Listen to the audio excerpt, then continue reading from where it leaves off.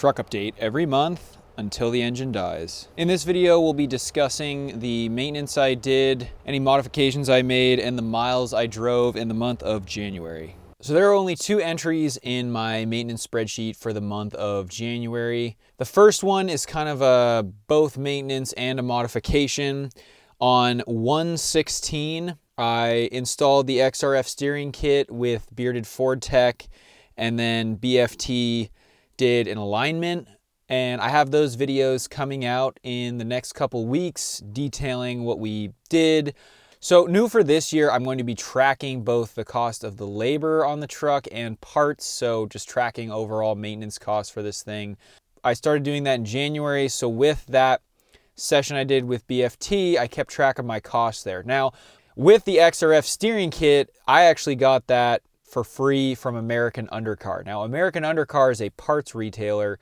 So I had that, and then really what I had to spend money on was I had to get the upper steering stabilizer from Fox and then a bolt from Ford for that OEM position stabilizer, because I was trying to get to the point where I was doing the dual stabilizer setup just in an OEM configuration. And I don't want to go too much into the weeds here, but basically Carli Suspension recommends, if you're going to run one of their setups, to run a low mount and a high mount, and to have one on the tie rod sleeve and then one on the drag link, and I just had the one on the tie rod. So this whole thing was kind of to get to that point. I bought the stabilizer from Fox and some hardware to get it installed, and that cost me $386. Now, I also paid BFT his time and labor, which came out to about $500. And so in that, I spent $886.95 to basically rebuild this front steering on this. Now, if you factor in the extra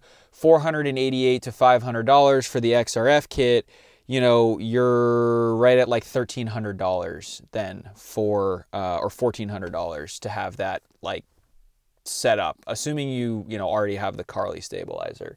The next item I did for maintenance in the month of January was a tire balance, and I just took that to a place locally and rebalance them. I've been trying to rebalance these KO3s every 5,000 to 10,000 miles now, because if I don't, they get a terrible shimmy. I mean, again, I haven't tried balance beads at this point.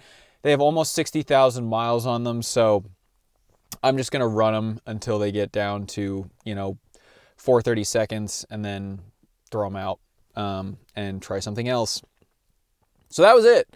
And I did the tire balance at 243,792 miles, and that cost $120. So, I mean, all in, that's like month of January, quick $1,000 to do this. Now, I wouldn't say that's all regular maintenance, obviously. Like, I basically rebuilt my entire front end because I had a decent amount of slop in one of the joints in the Apex kit, but that kit I got 140,000 miles out of. So, again, would I buy it again? No, because the Ninja washers I just hated, and I hated how hard it was to adjust things, but it was a very solidly built kit, so I don't want to take that away from them.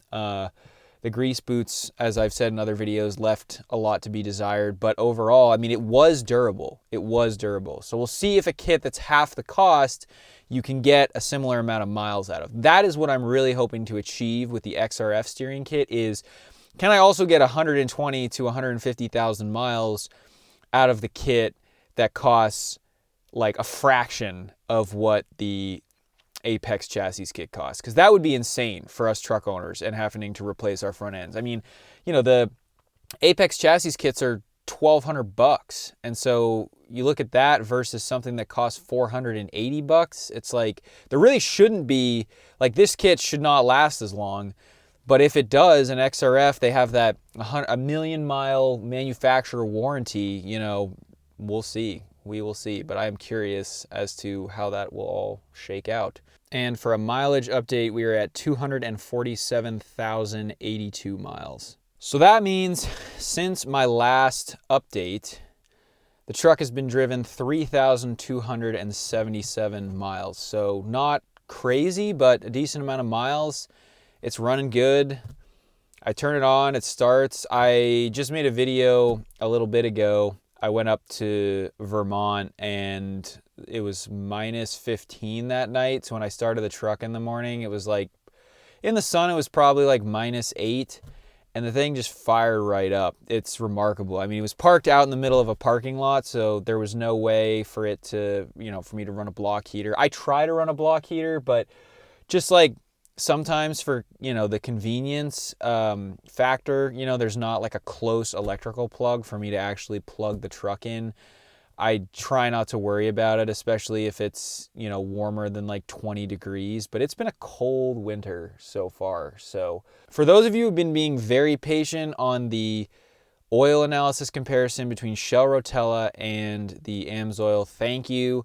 I am on my last testing interval, so I am going to run this oil. I have a big trip in March. I'm going to hit a quick lap and then come back, drain the oil, send a test out. Once that test gets processed, Lake and I will do a video debriefing everything. But I already kind of have a general idea of how it's going to play out. We're just making sure we, are as methodical as possible to give you the best possible information to make decisions about this kind of thing. So thank you for watching. I appreciate you being here. Be sure to subscribe to Powerstroke Maintenance, and I will see you next time on the channel. Thank you very much.